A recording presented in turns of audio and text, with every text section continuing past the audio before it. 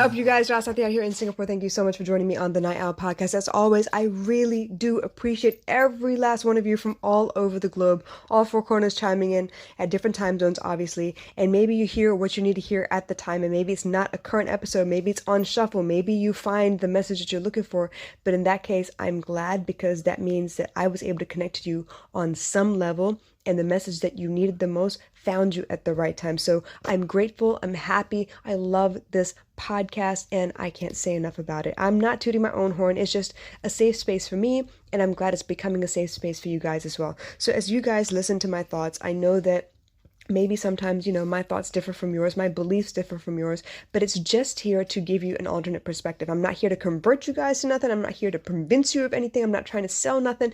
Very, very simply put, just another point of view so you can maybe add it to your arsenal or something else to consider when you make your decisions. So today, actually, I wanted to talk about this concept that I saw.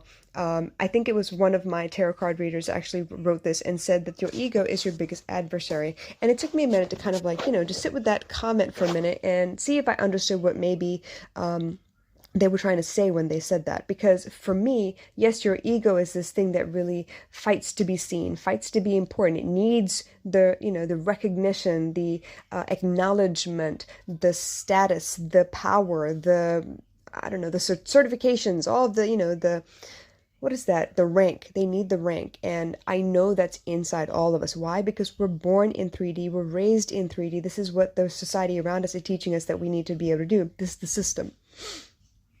And as much as we needed a system at some point to kind of learn the rules of the game, now as adults, we're learning that the rules that they gave us, it worked at a specific time to keep us focused. But now that we're grown and we're seeing things differently, we're allowed to buck the system a little bit. We're allowed to push against the walls that they've set up for us and kind of find our own path.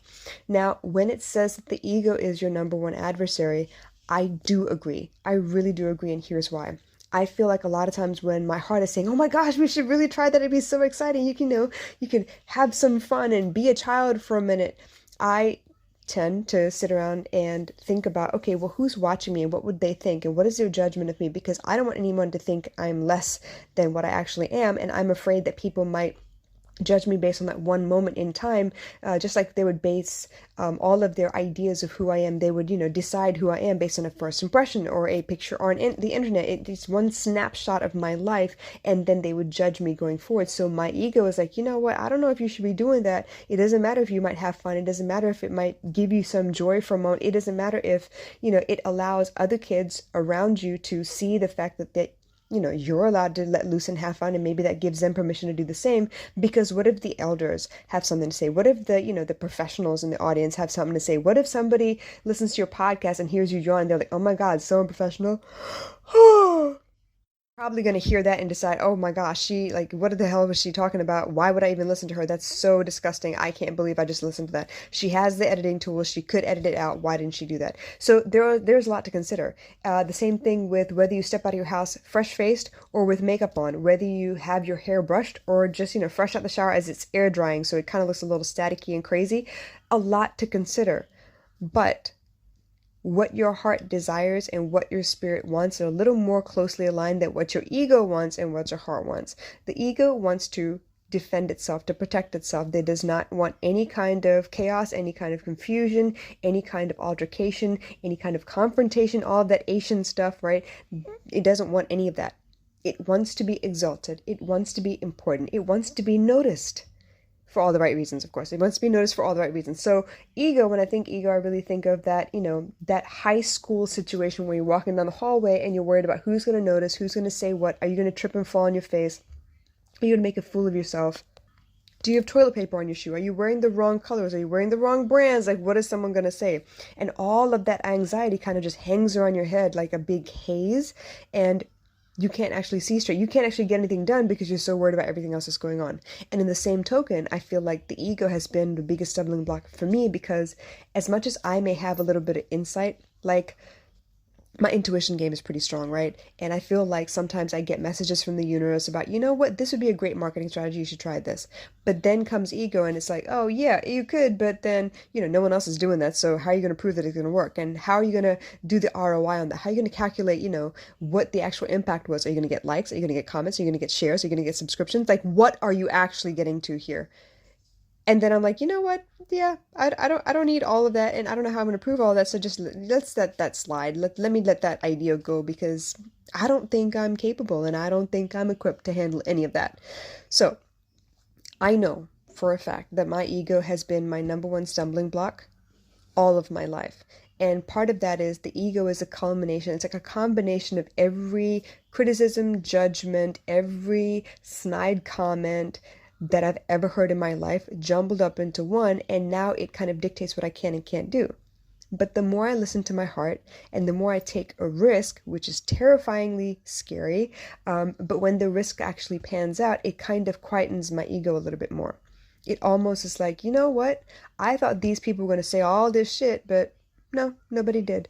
For a long time, I was afraid to get on live video. I used to hide behind the podcast a lot because I have a lot to say. I want to talk a lot. I want to say, what's on my mind. I want to discuss some really great ideas and stuff. I don't want to poke fun at anybody. I don't want to do reaction videos. I want to discuss ideas and what life could be and what life might mean and what is the alternate to what everyone is telling you have to do. I wanted to talk about that, but I was so scared about what I would look like. And the first couple of times I did it on Periscope. Not a great audience for the kind of content I was about to create because let's face it, Periscope was full of Chico Bays and a bunch of like really gutter thirsty minded. It's kind of like what Twitter is becoming at the moment. Periscope was already there. So I was over here trying to teach, how to do things and how to accomplish stuff and how to set your mind right. And there were people that were on constantly talking about the way I looked or the mole above my lip and what they thought was sexy and what they thought was disgusting and all of these things. And I was so distracted and so perturbed by the reaction that I just didn't want to do it anymore. So I took a break. I just went full force with the podcast. Lucky for me, it's just audio. You don't have to see my face. I can, be in my pajamas or dressed to the nines. You still wouldn't know because the content is there. And I was like, yeah, you know what? I'm doing the damn thing. And eventually the opportunity came up again where I wanted to maybe step foot out into the video land again. And again, I was worried, like, what if people don't like what my face looks like without makeup? I already went through this once before when I was trying really hard to, appear beautiful and made up and professional, all this stuff. And I mean, like, so much makeup would end up on all my clothes afterwards. And that also was quite traumatizing and embarrassing to go through. But here I was facing the same situation again. Can I step out my door with makeup versus can I get on camera without makeup? Would that be okay? Would that be appropriate? But eventually I was like, you know what? Screw all of that. I'm going to take the leap. I'm going to try my best. And I'm going to test the audience and see if they actually listen to what the hell I have to say or if they're more worried about what I'm wearing at the time. Because honestly, I'm not doing beauty videos. I'm not doing fashion or OOTD or how to put your makeup. I'm not doing any of that. I'm talking about real life situations, real life mindset issues, mental health, emotional strength, resilience in the face of chaos, grace under fire, like all of those phrases. This is what I was talking about. And I really was curious about whether people needed me to look a certain way in order for them to listen to what I had to say. And so I tried. I really kind of just stepped out there on faith. And eventually what I found out was, you know what? They didn't care. It was fine. But my ego was talking about, oh, no, they're going to look at you and they're going to be like, Marie Forleo, and you're definitely no Oprah. And you have no business talking about this stuff because you don't look the part. But you know what? I forced them to listen. I kept getting on all the time. I kept making sure that I showed up every chance I got. And eventually, what I wanted to do was to brand myself the way that I was without makeup so that if you caught me in the street, you knew exactly who I was. I don't want to look like a complete different person just because I have makeup on. And then when I get home or if I'm caught out in the street or whatever, like if if I become a celebrity and people are looking at me like, looking up to me as a role model, whatever, and somebody catches me when I'm just stepping out to the grocery store and I don't have any makeup on, I don't want anyone saying, oh, look at her. She's like so pretty in, the pictures on magazines, but she's so plain and disgusting in real life. I didn't want that either. So here I was playing the long game and I was thinking, you know what? Let me try because I don't have a big audience. I don't have a lot to lose right now if people were to say anything, and I have time to correct it if I really wanted to. I'm still just starting out. So I took the chance. And every time I got on and I got comments about the content, comments about how soothing my voice was. Oh, let me talk about that in a minute too. I kind of dispelled the ego judgment, the running commentary in my head about how I couldn't do it and how it wasn't appropriate and I wasn't looking the part. And it kind of just quietened down to a whisper, and I rarely hear it anymore. Like I was saying, coming back to my voice, I was under the impression that I didn't have a very nice voice, that it wasn't very appealing. And part of the reason that I was really glad my face wasn't associated with my voice when I started the podcast is because I was still operating from a place of fear, because I've had a couple of ex-boyfriends tell me that they don't like my voice because it's husky. And they don't want me to ever sing out in public anymore because I sing lower than they do, and it made them embarrassed. And I was thinking, oh my God, is that something wrong? Is that something bad?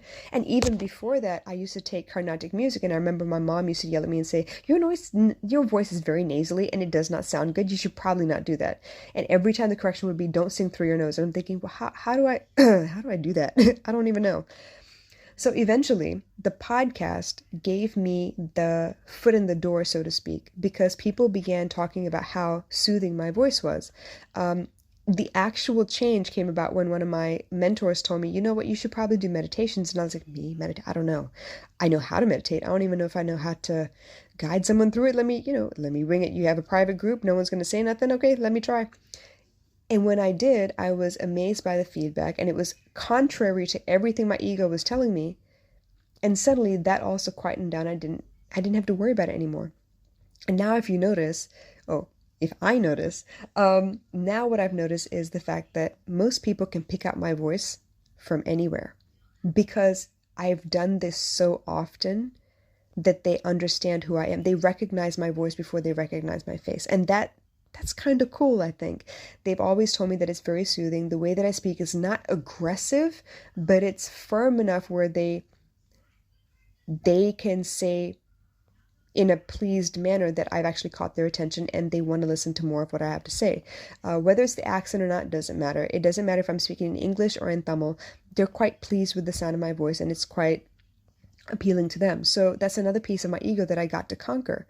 Now, I'm still working on the physical part of it, which is like my figure, what's appropriate for a mom, what's sexy, what's not sexy, if sexy is okay as a mom. There's a lot to consider.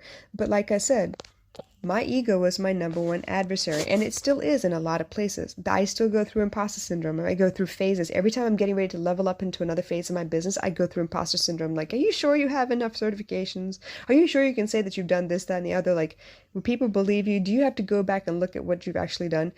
And to be honest, part of that is also subsiding, because I look back at the body of work that I've created in the last 3 years, and look, this podcast has over 900 episodes on it, and I'm pushing for 1,000 by the end of the year. My YouTube channel has hundreds of videos where I have interviewed people.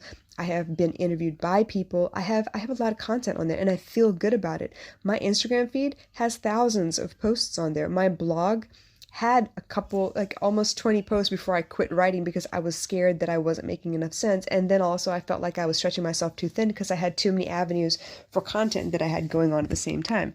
Even then I was worried about the daily dose. And lucky for me, American Live gave me the opportunity to do the 21 days of lives for 60 seconds at a time, which was meant to improve my elevator pitch. And now it's become my daily dose, where I get on for about 30 to 45 seconds and explain some kind of concept that people can take with them for the rest of the day. And it's just long enough where they can actually really like sink their teeth into it. And it's not so long where they get bored and click off of what I'm saying anyway. So my ego, yeah, still my biggest adversary, but I know that the more I do to contradict what my ego is telling me, the more proof I have that my ego is actually full of shit. Is that enough proof for you guys? It's actually full of shit, and it's telling me a bunch of lies, and it's trying to keep me protected. I get it. But protected also means that I don't get to grow. And yeah, I'm not having that. So I don't know about you. I'm ready to grow some more. You let me know how you feel about your ego and what you understand about what an ego is. And I'd be happy to sit down and talk to you guys or answer any comments you have. But in the meantime, you guys, know that you can be your ego.